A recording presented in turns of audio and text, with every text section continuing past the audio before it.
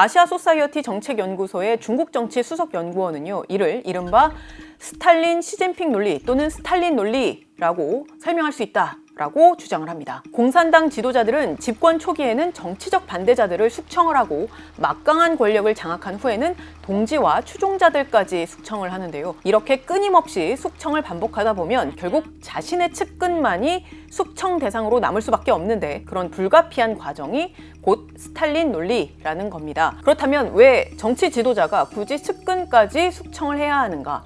이 부분에 대해서는 또 이렇게 설명을 합니다. 이른바 위대한 지도자는 간부들이 불만을 표출할까봐, 즉 불만을 표출을 하면 자신의 권력이 약화된다는 것을 드러낼까봐 당연히 우려할 수 있다. 그래서 숙청은 잠재적인 도전이나 비판을 잠재우는 두려움의 분위기를 조성함으로써 이러한 취약성을 해소한다라고 했습니다. 즉 현재의 체제가 이미 취약성을 드러냈고 이를 감추기 위해서 숙청이라는 수단을 쓴다라는 주장입니다. 이 전문가는 하지만 이것이 과연 실효적이냐에 대해서는 의문을 제기합니다. 왜냐하면 이러한 분위기가 당 간부들이 직무 수행의 주도권을 행사하지 못하도록 억제해서 정책 결정의 질을 더욱 저하시키고 추가적인 실수와 위기, 그리고 더 많은 숙청의 가능성을 높인다라고 이야기를 했는데요. 실제로 저희가 직접 인터뷰한 전문가들도 이와 비슷한 취지의 의견을 밝히기도 했는데요. 여전히 시진핑이 전체 정국을 통제하고 있고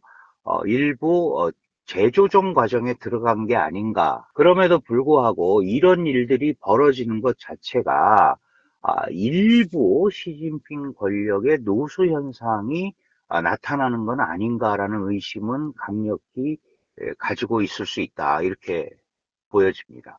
I think it's a very good populist move. Punishing officials for corruption is very popular amongst the general public. So I think that makes this very much a political move on his part. And I think it's also important to note that the political nature of the campaign is that everybody is probably guilty of corruption in some way or another just because of the way the system is structured, the way the laws are written. He's definitely been focusing on taking down networks of officials to ensure that no alternative center of power can emerge against him. 너무 길게 하다 보니까 중국의 젊은이들이나 중년층이나 아니면 농촌 지역이나 중소도시나 이런 사람들의 불만이 늘어날 수밖에 없고, 그 불만은 피부로 느낀다는 거죠. 중간 지방 간부들이 뭐 여러 가지 외부 상황도 안 좋고 이런 상황에서 다양한 의견이 나올 수밖에 없고, 그럼 그 의견이 위로 가다 보면 결국은 그 회의석상에서 문제가 생기는 거죠.